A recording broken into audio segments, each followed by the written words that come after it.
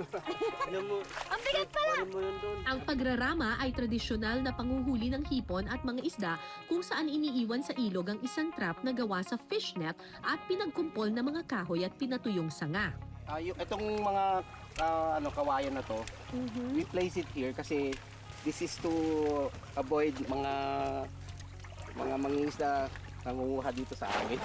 So sa inyo lang po ito. Opo, very conducive para sa mga fish na magstay sila dito. It serves as an air condition for the fish. So, Taray, naka-aircon din yung mga... naka-aircon yung mga fish kaya welcome po sila dito sa loob. Di ba? Gising na po kaya yung mga...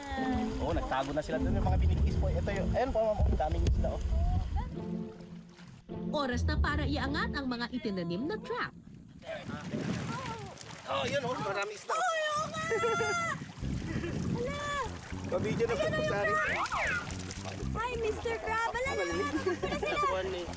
Ayun! Ayun! Mga tilapia. Hala, ang kulit! Yung tilapia ba? Oh. Ayan yung crabs oh. Look at the crabs. Careful.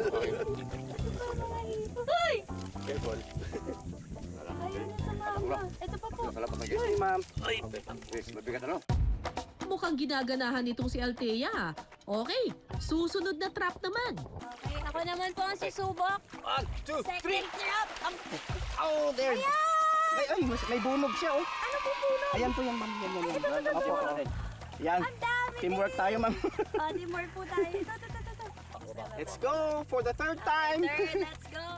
Aba, at may pangatlo pa nga. Ayun! Ano yan? Ay, ano yan? Palos. Ang tawag dyan.